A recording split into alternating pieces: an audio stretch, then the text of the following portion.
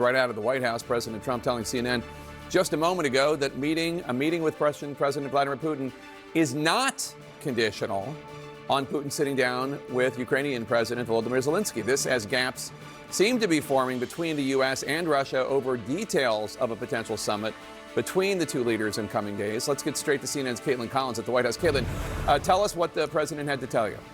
Well, Jake, this is a notable comment because earlier we had been hearing from White House officials who said they did believe that Putin would have to agree to meet with Zelensky in order for this sit down between President Trump and President Putin to happen. But that is not what we just heard from the president in the Oval Office. And obviously this was a key question after we heard the first comments this morning from the Russian leader on this prospect of a face-to-face meeting with President Trump. He obviously had talked about how, yes, he had discussed that with Steve Witkoff, the president's special envoy. But on the idea of a trilateral summit following that with Zelensky, Putin, and Trump, Putin sounded a lot more dismissive of that, saying that conditions would have to be met and the circumstances for those conditions seemed very far off. And so we just were hustled into the Oval Office on an abrupt notice. I asked President Trump about this, and this is what he told us. President Putin said this morning he was pretty dismissive of this idea of meeting with President Zelensky. President Putin was. I don't know. I didn't hear him. So for you to meet with him, he doesn't have to agree to meet with Zelensky. Is that what you're saying? No, he doesn't. No. So when do you think that meeting will happen? They would like to meet with me, and I'll do whatever I can to stop the killings. So obviously there, Jake, that is a notable comment when it comes to how quickly we could see this meeting come together. We first got word about it yesterday following that meeting between the special envoy and the Russian leader. And the White House said urgently and immediately the plans began to get underway for scheduling of some kind of meeting for this to happen. Where it would happen and how soon it could happen remains to be seen. The timeline that we were given was as soon as next week, but more likely within the next 2 weeks. Now, obviously, we'll see if that holds. And Jake, obviously, we're coming up against a critical deadline tomorrow where the president said he was going to put secondary sanctions in place as punishment for Russia continuing its war against Ukraine and not seeking a ceasefire or any kind of cessation in hostilities between the two of them. When the president was just asked whether or not that deadline still holds inside the Oval Office, he told another reporter that that remains to be up to Putin himself. All right, fascinating stuff. Caitlin Collins at the White House, thanks so much. Is your deadline still standing for Vladimir Putin to agree to a ceasefire tomorrow, or is that fluid now? It's going to be up to him.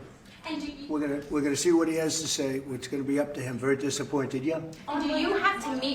Does Putin have to meet with Zelensky in order and before you and Putin have to meet? Or are you No. Are you hoping So you're willing to, that's actually important because President Putin said this morning he was pretty dismissive of this idea of meeting with President Zelensky. President Putin was. I don't know. I didn't hear him. For you to meet with him, he doesn't have to agree to meet with Zelensky. Is that what you're saying? No, he doesn't. No. So when do you think that meeting They would like to meet with me, and I'll do whatever I can to stop the killing. So last month, they lost 14,000 people killed last month. Every week is 4,000 or 5,000 people. So I don't like long waits. I think it's a shame. And they're mostly soldiers. They're Ukrainian and Russian soldiers, and some people from the cities where, missiles are lobbed in and you'll lose 35, 40 people a night, which is terrible. But no, mostly it's soldiers, and you're talking about, on average, 20,000 a month. 20,000 people are dying a month. Generally young people, soldiers. All right, let's bring in CNN anchor, Chief White House Correspondent Caitlin Collins. Caitlin, help us understand why this is, how this evolves, what the president has been thinking about his potential meetings with Putin and Zelensky. Yeah, well, Casey, it's notable because earlier we had been hearing from White House officials that they believed it was likely that there would need to be another meeting that was set to happen with Zelensky and Putin and President Trump in order for that meeting between President Trump and President Putin to happen. But the president there in this hastily arranged Oval Office meeting that we just had right now where reporters were called in with just a few moments notice to talk about the economy, the president there answering that question quite clearly, saying that he does not believe that there is a precondition for this meeting with President Putin for the Russian leader to also sit down with President Zelensky as well. Now, that is notable and will certainly stand out in Kyiv because obviously they have been pushing to be included in any conversations that the United States is having about bringing this war to the end. And they have been clear to say they believe only President Trump can actually bring this war to an end by mediating between these two parties. But what the president was saying there was very clear, that he wants to meet face to face with President Putin and does not believe there has to be a subsequent trilateral meeting with Zelensky in order for that to happen. Now, it's still a question of when this could happen or what that could look like. And that matters because we heard from the Russian leader earlier this morning, who basically was dismissive of this idea of sitting down with Zelensky. He said certain conditions must be met in order for him to meet with Zelensky, that they are far off from those conditions happening. So he was basically saying that this meeting is not on his radar in any way, shape, or form, which is a notable comment. And of course, there is a real question of how European leaders respond to this, saying that that is not a condition, and what that meeting looks like if it goes forward and it's just President Trump and President Putin, and President Zelensky is not included in that. All right, Caitlin Collins reporting for us. Caitlin, thank you very much for joining us. Really appreciate it. And joining our panel to talk about this a little bit more is Garrett Graff. He is the author of the new book, The Devil Reached Toward the Sky, about it's an oral history of the making of the atomic bomb. Garrett, congratulations on the book. Thank you. Thank you very much for joining us today. I want to pick up where we just left off in terms of this meeting between President Trump potentially and President Putin. When we were talking with our reporter on the ground in Kyiv yesterday, Nick Payton-Walsh, he basically characterized it as a play for time from the Russian president to try to extend this out. What do you make of that? Yeah, I think that's pretty accurate. I mean, Putin believes that the longer this war goes on, the better it is for him. I think it's just worth re-emphasizing how weird it is to be thinking about a high-level summit at the presidential level on a sort of multi-hour basis. Like that normally these are things that take weeks or months to come together. There's a whole level of staff work that takes place where you're looking for sort of deliverables and deals that you agree on before you even get to the event. And that sort of his improvisational diplomacy of like, let's just meet in the next couple of days and hash this thing out. If it was that easy, this war would have been settled years ago. A long time ago. Ambassador Rahm Emanuel is still with us. Rahm, you of course have been an ambassador yourself. You have been an advisor to presidents. You understand, to Garrett's point, what usually goes into something like this.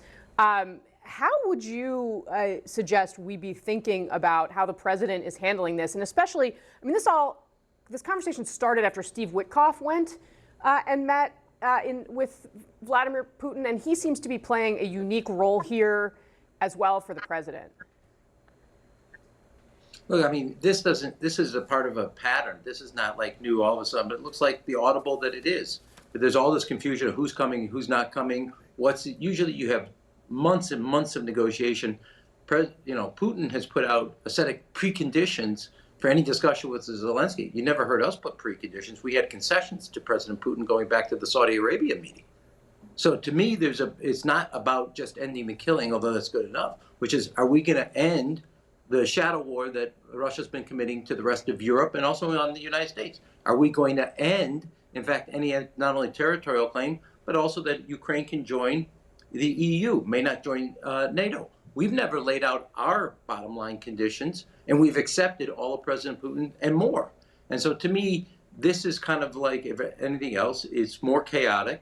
That's okay, that's stylistically, but it has real consequences to whether this is the end of a war or a pause in the war before the next stage, which is what happened from Crimea in 2014 to where we are today, what happened prior to Crimea to the war on Georgia in 2008. They were all part of one chess move after another by President Putin. And so I haven't seen the president lay out what the goal of the United States is, which is to end the war in all of Europe, initiated by President Putin.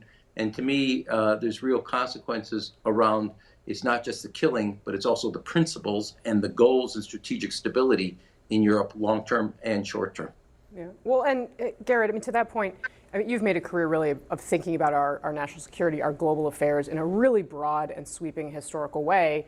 And some of what we know about Vladimir Putin suggests he thinks about the world that way too, right? In the return of the Russian Empire, in the wake of the collapse of the USSR, which of course was a shaping event for him. I mean, the disparity between Putin's long-term thinking and Trump's short-term thinking is pretty remarkable here. Yeah, and I think to that end, I mean, what Vladimir Putin wants, part of big part of the war in Ukraine is he wants to undermine the sort of rules-based international order that we have had in place since the end of World War II. He wants to undermine NATO, he wants to undermine the European Union. And part of what I think makes this summit seem crazy on the face of it is it's not clear to me what of Putin's goals have changed that would make him think that this is the time to come to the peace table. To your point earlier about like playing for time, Donald Trump, sort of every day that he is in office, NATO is getting weaker. And European allies are thinking harder about their geopolitical arrangements with the United States. And every day that this war is going on and Donald Trump is in the White House, I think Putin feels that his goals of undermining the sort of broad-based order of Europe have a better chance of being achieved.